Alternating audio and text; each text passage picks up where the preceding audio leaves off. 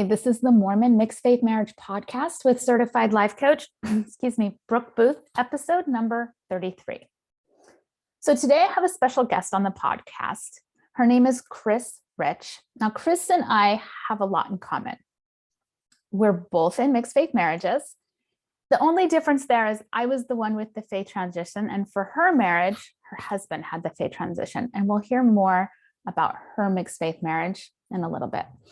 Now, Chris and I are probably the same age. I'm not going to pry there, but it's a guess. 29?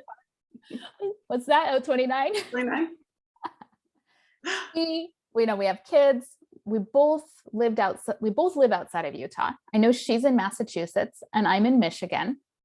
But at the same time, I call this the Mormon diaspora. I don't know if you've ever heard that term. We're in the Mormon diaspora. But we're both lifelong members, born, raised LDS. And we're also both coaches. We coach people in mixed faith marriages. We share an alumni. So we're both certified with the Life Coach School. And then I was wondering, Chris, I went to BYU. Are you a BYU graduate too? No, I'm actually a Utah man, sir. And I was like, maybe we're both BYU alums too, but I know we're definitely both Life Coach School certified. Okay, so what we're going to do is I'm going to ask, Chris and I are going to sort of have a conversation about our mixed faith marriages, our coaching practices. We're going to explore these areas. And I want to start, Chris, by telling me about your story. How did you find yourself in a mixed faith marriage? Yeah. So I'm going to give you just a little bit of back history. All you got. So my husband and I, before we met, we've led fairly parallel lives. That we both grew up in Salt Lake City. We both grew up in families that were active in the church, and church was just what our families did. We just went to church, and that's where our friends were and where our community was. And so as we grew up in the church, we both, for the most part, did all the things. But he was an Eagle Scout. We did seminary, served missions. And when I was on my mission, I got to the point where I realized, you know what? I do have a testimony. I want to be here. I'm not doing this because I have to be here. And kind of at that point, my life shifted and I realized that I really did enjoy church. And so I've been all in ever since. And I'm super social. I love all the events and the activities and the ministering and having people minister to me. And I love that feeling of community. And also I got to the point where I realized that I didn't have to keep the commandments, that I wanted to. I found the safety and the peace, just like the song says. And so I was on my mission. I had kind of my own, that's where I came to figure out who I was. And so growing up in Salt Lake, where everyone looks just like me and we all go to church together, I kind of figured that everyone was in the same boat. And I met my husband after he had served his mission, and we got married in the temple and had a couple kids. And about 8 years, so he had been, and going back to our parallel lives, he had done all the things because that's what everyone else had done. And he felt like that was what was expected of him. So after we had been married about 8 years, one day he came to me and he said, oh, whoops, I'm getting ahead of myself. So we got married, and he would I kind of noticed that he wasn't as gung-ho about church as I was. And he would make little comments here and there that I was worried about, but I think I was in denial, and I kind of pushed him under the rug. And what do you mean about gung-ho? Like what does that mean? I love all things churchy. So, he would just, he didn't want to, sometimes he'd leave elders quorum, or wasn't all excited to go. He was cutting class. Got it. Yeah. And I wouldn't do that. So, he went and everything. It was just he wasn't passionate about it like I am. And so he had said little things here and there, and I thought, oh, that's not how I feel. But I figured that over time that things would just work themselves out. Mhm. So when we had been married about 8 years with 2 kids, he came to me and just said, you know what, I am done with church. Mhm. And it wasn't, he wasn't asking me to come with him. He said, I know this is important to you and I totally support you, but I, I can't do this anymore. And so for him, it wasn't so much a faith transition. It was just, he had done all the things for all the people. And he just got to the point where he didn't feel like he was in integrity with himself. And as much as I love being honest and being yourself, it was really hard for him to say this. And, you know, in hindsight, it shouldn't have been so shocking because he had made comments and and it was hard. It was really hard. Oh, this is so interesting. I love hearing this story. So I want to just like mirror my story briefly Yeah. because they're so similar and different. Mhm. So I was just like you, Chris. I mean, I was just like you, raised LDS, loved it, loved it. And of course, I'm like, why wouldn't anybody love this? Why wouldn't everybody want this? BYU, mission, temple, marriage, loved it all. Like I was all in. And I did love it. I loved being obedient. I loved all of the things that you described, but different. Like, so my husband was also, you know, very similar, all in type Mormon. And frankly, I didn't think he was as gung ho as I thought he should have been. I really didn't. I'm like, what, we show up 15 minutes early for sacrament meeting, sweetheart. That's how we do it. Like, these were sort of like points of conversations we had along the way. But it wasn't him who had the faith transition. It was me. And it was 15 years into our marriage. We had 4 kids at that point. And I did not see it coming. Like your husband, you're like, I sort of saw it coming. I don't think either my husband or I saw it coming. And then I had this faith transition. And it's interesting. I'm like, yep, Eagle Scout, mission, like check, check, check.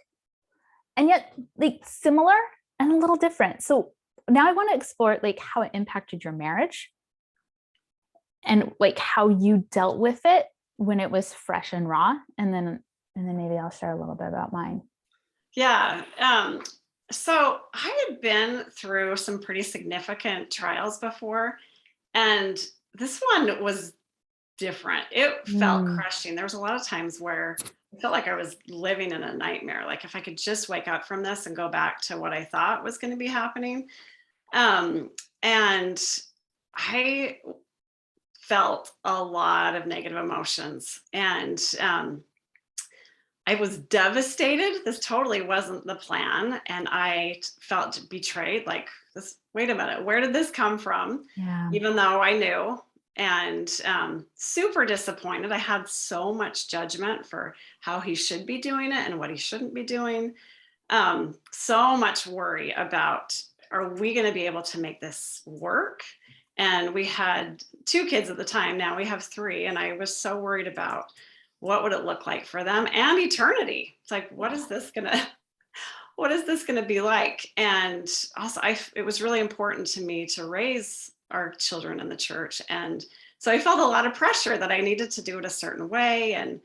Um, and I think the hardest thing for me, well, there were lots of hards, but one of the biggest things was just, I felt like the only way I could ever be happy again is if he came back to church. So I spent so much time and energy, and I don't think I was doing it at the time, but now looking back, I was trying to fix him and control him and manipulate the situation so he could feel the spirit, or that he would have, I wanted to control everything so I could feel happy, because I thought that was the only way that I ever would be happy again. And we struggled. I really saw, I felt like a huge victim. And this had all happened to me. And as that was the lens that I saw my husband through, was that I'm the victim and every victim needs a villain. So Mhm. I saw him as the villain. And it's not rocket science. That's not a great dynamic in a Yeah, and marriage. how'd that impact your marriage, Chris? Tell us about that. It didn't go well because he's such a great guy. Just he's wonderful and amazing, such a good dad, husband, all the things. But when I was seeing him as the villain, it was like I had this lens that I Blinders. was looking, and all I could see were the bad things about him and the problems with our marriage. So the more when I was looking for all the problems with him when that was my Yeah. story, and it it really impacted our marriage. It just kept disconnecting us further and further. Let me ask you about the kids. You said you wanted to raise the kids in a certain way, and I'm assuming you were, believing that you couldn't raise them in the way you wanted to or in the right way. Tell me more about that. Well, I was committed. Like I felt like I doubled down Mhm. that, okay, so you're not going to do this anymore. And I mean, once again, he's an amazing guy. Like, he teaches honesty and hard work and all those really important things. But I felt like I really needed to make sure the kids went to church and they had memorized their articles of faith and all Mhm. those things. So I was trying to control that situation as well because I was so scared of what that could look like. And yeah, there's a lot of things I look back at now and I think I wish I would have done that a little bit differently. Me too. Me too. So tell me a little bit more about the impact on the marriage. You said like disconnection. How did that look? What did you make it mean about you, about the marriage, I about think, raising kids? well, what I make it mean about me? I felt like there was a part of me that felt like a failure. Mhm. Like, if I could have done this, would things be different? I didn't stay in that space a lot, but and as our kids have grown up, they too have made their own decisions, and I think that was a big thing. Um, like feeling like their actions determine my success, and I really had to spend a lot of time figuring out, like, I've done my best, and I'm a human, so I've definitely made mistakes, but I did my best at the time with what I knew, and that was just recognizing that I am only in control of my results, that I get Mhm. to love them and teach them and support them and protect them, but what they do is not a reflection of who I am as a mom. Yeah, those are big lessons learned. Like, Yeah. I'm like, hindsight is powerful. Let me tell you a little bit about what we experienced. So, I was on the other side of the coin, so to say. So I saw him experiencing a lot of what you described: the betrayal, the hurt, great deal of confusion, a great deal of fear. And from my side, it was a little different. The fear was definitely paramount. Is this the end? Is this a deal breaker for him? It could have been. It is for some people, and that was probably my biggest fear. But I remember I remember this so very clearly. I didn't even know about my own faith transition for a while. I'll be honest. All of a sudden I'm like, wait, what? I just didn't see it coming. Like, I wasn't one of those people who had for years like cut class. That was not me. I was teaching the class, right? Mhm. That was me. Anyway, so when it happened, I was so afraid, what this would do to our marriage. Really, the faith transition was the easy part. It was the impact on the marriage that was so scary to me. And I remember I had to really talk myself through Brooke, you can stay silent about this and you can pretend that this isn't happening. And when I realized that the damage that would cause would probably be greater than being honest with my husband, that was the Mhm. only way I could have the courage to tell him. because I'm like, this marriage matters so much to me, this person matters so much to me, the damage of staying silent is going to be greater than the damage of telling him. It's the only thing that got me to actually speak up, because it's so scary. It really impacts a marriage. The doctrine and all of that plays into it. And I'm not saying there's anything wrong with the doctrine, but I think it makes it scary. Mm-hmm. So that was definitely what I experienced most. Like, I was torn between fear and like honesty, and knowing that that not being honest in my relationship would cause more disconnection than this. But it was quite a roller coaster there at first. It was quite a roller coaster. Okay, so let's move forward a little bit. So you found yourself in this mixed faith marriage 8 years in. Like, what did you do to get some help? Like, how did you start to find, because you've told us a lot about some things you have learned and how you're looking at it differently, but like, tell us about that process. How were you able to get help? Yeah. Well, I think in the beginning, it was a lot of trial and error, just like, let's try this. And it I learned a lot of things along the way. For me, I relied on my faith, and just those things that have always been so important to me, and forgiveness, repentance, humility, gratitude, really focusing on gratitude and looking for the good. I think that was, so I kind of just found these tools along the way and was reminded of them. And those tools were so helpful. And I spent a lot of time on my knees, and I feel like it was just kind of like I would be directed to the next right step. Like, let's get to this point.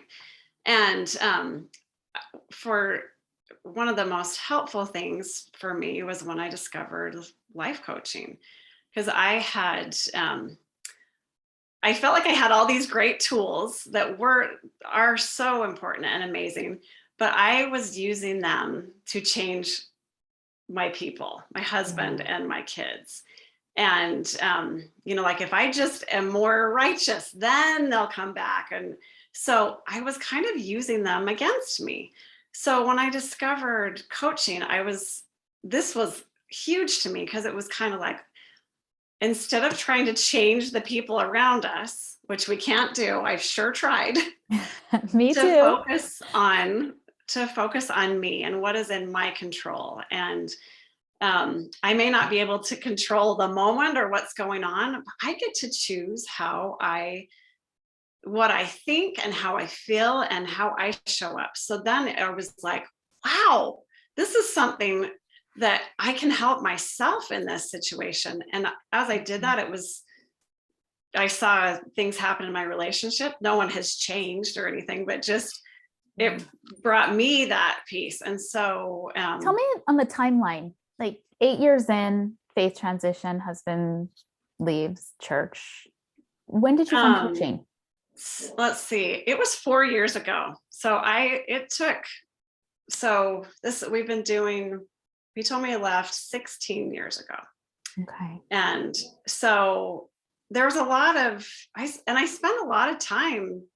I'm embarrassed. I spent a lot of time, or I'm not embarrassed, because I did Good the best catch. that I could. I saw you catch yourself there, coach. Good job. Yes, but I did the best with what I had at the time. And I didn't know, like, as I saw myself as a victim, what I was doing to myself. I'm the one that feels that pain. And so, yeah, it was probably, about 4 years ago when I discovered it. So I had a lot of experiences that were pivotal and helped me be like, wait a minute, this isn't helping me. This isn't the life. If I want to stay married, I want to enjoy it. I want to make the most of it. So it wasn't like that it was just like a little nugget here and there. But I discovered coaching 4 years ago. What coaching tools do you think have helped you the most? Oh, that's such a hard question. I love the manual.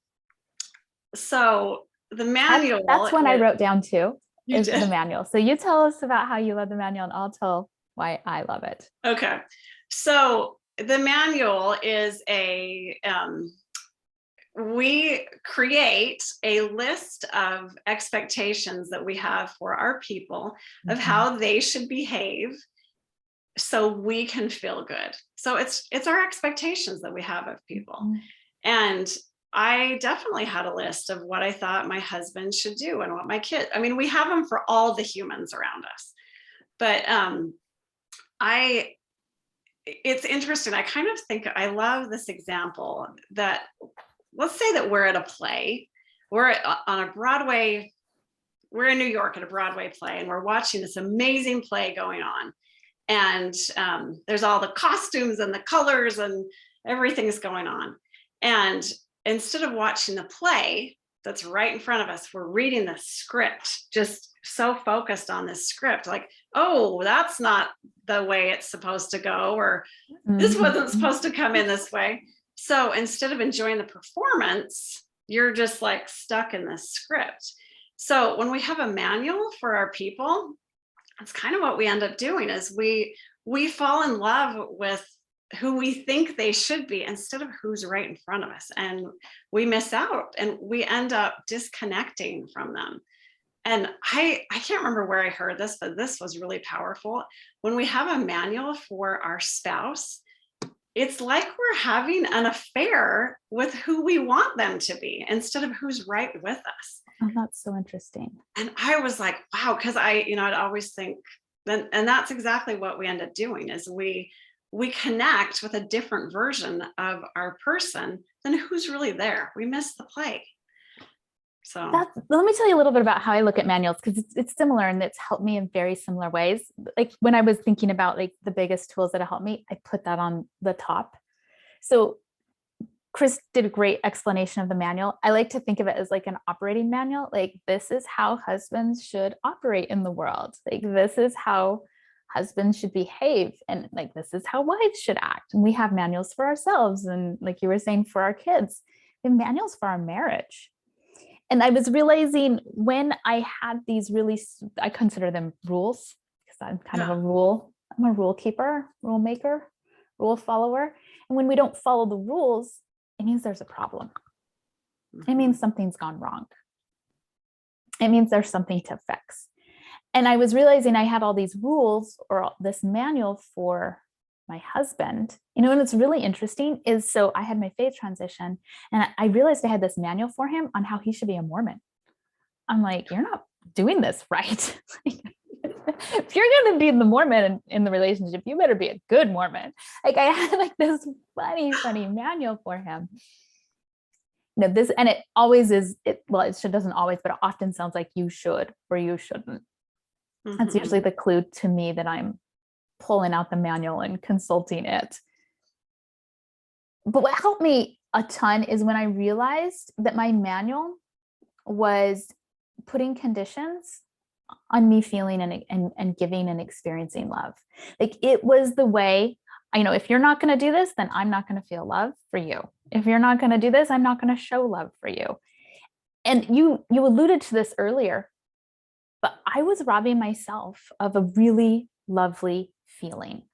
And I was robbing myself of the ability to act from love in my relationship when I was fixated on how my husband was, not following his manual.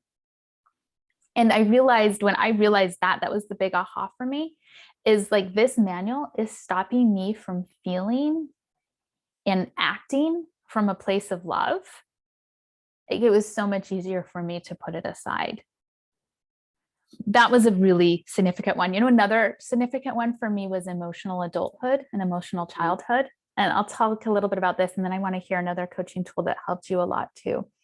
So this concept was just as big probably as the manual. So how I explain this is when we're emotionally dependent on somebody else for our emotional regulation or just our feelings for feeling good, I can't feel good unless you say just the right thing or do just the right thing. We're dependent on them for our emotions and our emotional regulation. I consider that emotional childhood. it's not like you're being immature, it's just you're dependent on somebody emotionally. That's why it's called emotional childhood.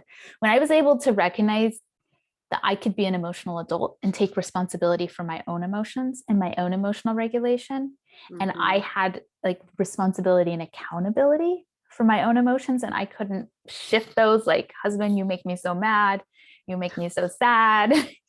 Like, you're responsible for my happiness and it's your fault when I'm not happy. And I was really able to take responsibility for that. Shifted significantly. Like, our marriage shifted significantly. And I think it ties into what you were saying earlier. I think because it helped me step out of the victim role. Like, it helped me step out of blaming him for all of my problems and all of my negative emotions even. And then I was able to take ownership for them and clean them up on my own. It sounds like, why would you want to take responsibility for your own negative emotions? You want to, because then you can actually do something about it. Then you can actually, like, make a change in your life, where before I was waiting for him to do something about my negative emotions so I can feel better. And that's a really long wait. It might never happen. Yeah.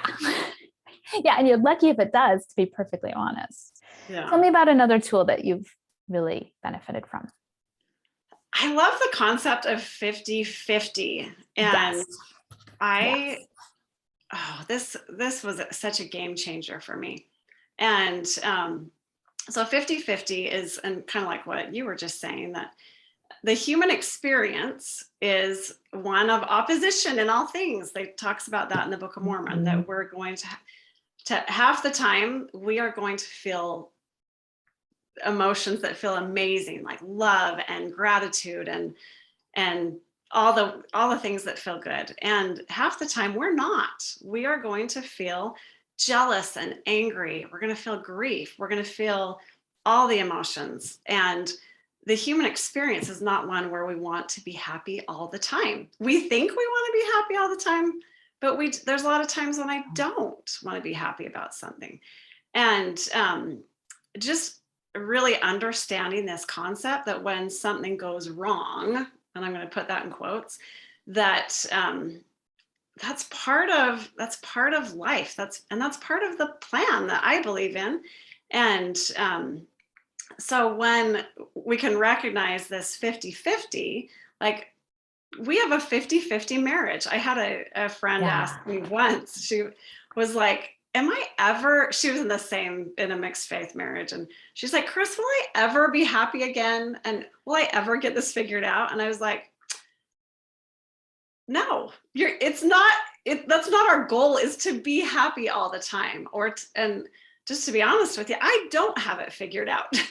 But just this concept that a part of the time, 50% of the time, you will find happiness and joy and all that. But also, that's not specific to a mixed faith marriage. That is the human experience, the ups and downs, the roses and thorns, and just recognizing that that's what the experience is and how it's supposed to be. When the negative things come up, I don't have to be so negative about it. It's just like, yep, this is the part of life where we disagree, or this is the part of life where I'm really sad today and I am frustrated.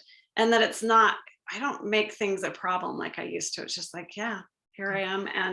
And with that, learning to allow and process those emotions, that there are times where I want to feel sad or hurt, but now I know what to do with them when I do feel that. I really like how you put that. I tell my clients all the time, I'm here to advocate equality for all emotions, because I think we tell ourselves there is a problem when we're feeling sad or we're feeling betrayed or grief. And I like to say that, what if that wasn't, and you were saying this earlier, like, what if that wasn't a problem?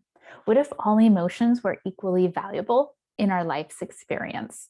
It's a pretty radical question to consider, because I think we usually put a hierarchy of emotions and we're like, these are better and these are less desirable. And I like to flip that. And I'm like, what if we were to make them all equal?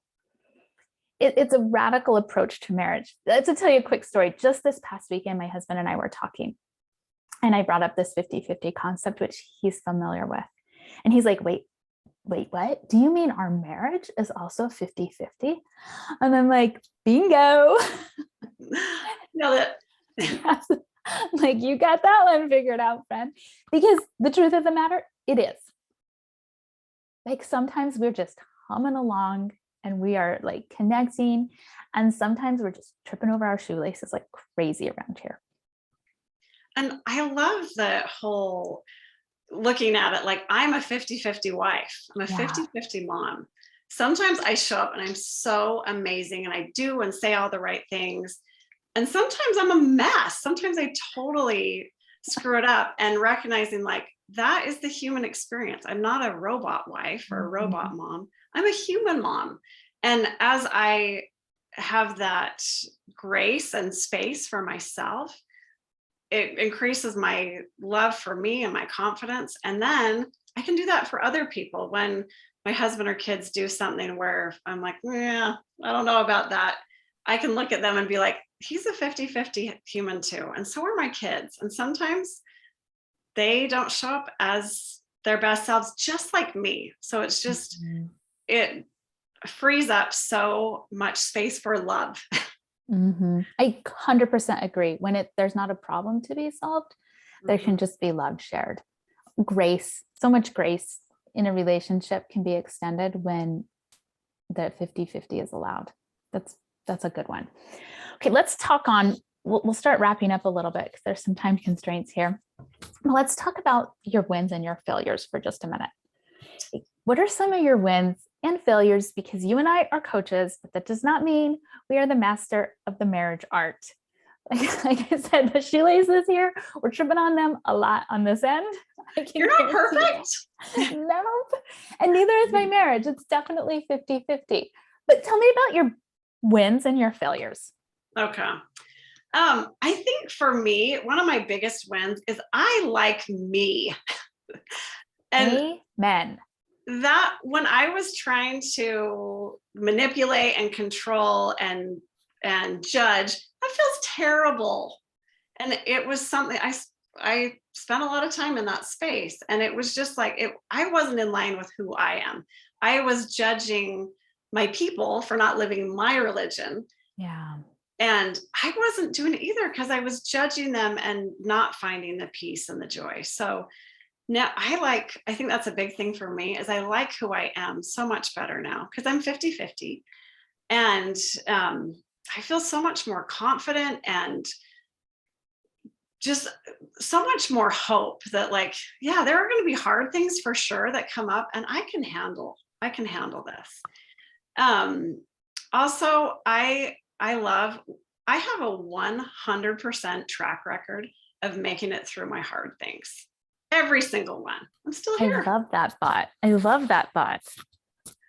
And we do not have a perfect family by any means, but we have a great family where my kids tell me what they think. They tell me what is on their mind, and I'm thankful that they can be open with me and tell me what's going on for them, and that I can handle that. It's not their job to make me happy. I get to do that. So they can come to me with their things, and I get to choose how I want to respond and show up. So, what are some struggles that you have right now that you're still working on? Because that's perpetual. Yeah, there's always going to be struggle. I think a lot of it is arguing with reality. I love the quote by Byron Katie. She says, when I argue with reality, I lose, but only 100% of the time. I think I tell myself that quote once a week. Yeah, yeah. That it's, like, even though I'm a coach and I do this stuff with people, it's still like, really, is this really going on? So I think that's a tricky thing. Communication is a big thing for humans, not just people in a mixed faith marriage, but just with relationships. And um, I think learning that it's okay to disagree, and I forget, this was from a conference talk, I forget who it was, but learning to disagree without being disagreeable. And that I think we have this idea that we need to be on the same page. Okay, I'll And just have to say that I think that one thought does more damage to marriage than most. And it sounds good and people use it all the time, but I'm always like, can we just stop saying that, please? Yeah.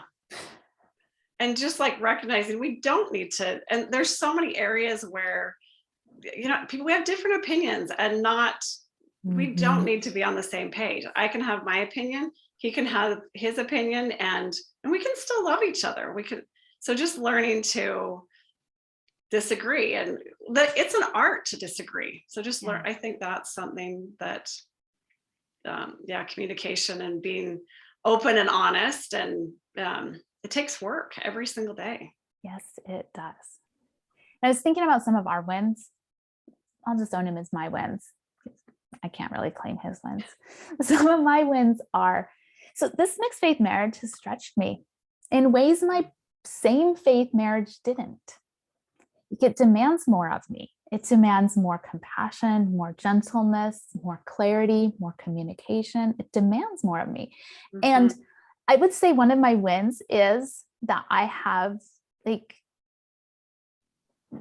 I'm showing up more gentle, communicating better, more committed, more compassionate. And I'm grateful that my mixed faith marriage has taught me that it's given me the opportunity to stretch and become a better partner and a better person because of it, and not in spite of it. That's been a big win for me, to really say thank you, instead of, I've done this in spite of, but I've done this because of my mixed faith marriage. As far as a struggle, I've got plenty of those. But one thing I've noticed lately in just my own personal development coaching work is I still want to take responsibility and fix my husband's emotions.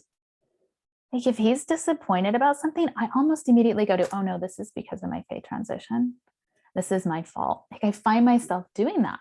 I'm like, whoa, slow the roll here, friend. Maybe it's not about you every single time. And because I find when I do go into that headspace, then I withdraw, I disconnect. I'm not showing up how I want to show up in my relationship. And so when I can let him be disappointed or upset about something and not take it so personally and start beating myself up, I can be there as a supportive spouse instead of now as a combative defensive spouse. So recently he was just something was upsetting him, and I immediately was like, oh, it's about me and my faith transition, and I messed it up and it's all my fault. And finally I talked to him about it, and he's like, yeah, the house is just really stressful. And I'm like, the house? I've just had a terrible week because of the house. But it was my own fault because I was trying to fix his emotions instead of just letting him have his emotions and be an adult man who can handle his own emotions. Anyway, that's what I'm working on, and it's a work in progress. We're getting there. I did it the next time in under 3 days. I didn't go the full 7 days. So I'm like, good job. High five on that. Thank you. There's always work to be done. Okay, We're going to wrap up. I want you to tell us about your coaching practice, who you work with, and I want you to tell how people can find you, because I've been listening to you and I'm like, she's amazing. I want her to work with me. So tell us more about that. Yeah, so I work with my clients one-on-one, and I work with members of the Church of Jesus Christ of Latter-day Saints that want to connect with themselves, to love themselves more, and to build that confidence with their loved one, whether their spouse or a child, and also wanting to connect with God. And just helping you, what we talking about, all the things that we've talked about today, showing up as the person that you want to be, instead of spending so much time trying to fix the people outside of you that aren't broken. That's a big thing. And just figuring out what is I help my clients figure out what is in your control, because work on that. Spending time trying to fix the things that we can't do anything about isn't very helpful. Yeah, and that's the fighting with reality bit, isn't it? Yes. Yeah. 100% of the time, it doesn't work. And the best place to find me is on my website, chrisrichcoaching.com. I'm Chris with a CH. And I have a webinar coming up next Tell week. us. I don't know when you're airing this podcast, but you'll be able to go to my website and click on that. And we're going to be talking. Wait, pause. Tell me when the date of the podcast is. Maybe I can get this published before. The webinar is Tuesday, May 3rd. And I will, if you go to my website, it'll still be on there. And we're talking about the manual. I'm going to give you lots of examples about what that looks like, and just more ideas with that. And just go to my website. You can click on, I've got a spot where you can click on an appointment and set up a free mini session with me to see if my tools could be helpful in your mixed faith marriage or relationships. There also one other thing that I didn't tell about that helped me, that I just remembered. Yeah. There are so many great resources, like from the Marriage on a Tightrope Facebook page. From that, I found these amazing Marco Polo groups, and I'm in a group with Believing Wives, and it's so great because it's like this little support group that we can bounce ideas off each other. But that's been really helpful, and I can, if you reach out to me, I can go to my website, and if you can find out about that as well. Excellent. So I will say this is, if I don't post, like if I don't publish this before the webinar, just go to her website, like she said, and you can catch the replay there, because it's good to learn about how we're blocking love in our marriage, how we're stopping ourselves from like letting people be exactly who they are. These things you cannot learn too much. Okay, Chris, thank you for joining us today. I loved hearing from you. I've learned a lot. I want to remind everybody that if you want to work with Chris, please reach out to her. She's a fantastic coach. So want to remind you that I'm starting my next group coaching program at the end of May. And if you think you're interested in joining that, this is where I go over 12 absolutely foundational things you need to learn and skills to develop in your mixed faith marriage. That starts at the end of May. Reach out to me on my website if you want to learn more about that. And in the meantime, we wish everybody the very best. All right. Bye-bye. Awesome. Thanks for inviting me, Brooke. You are so welcome.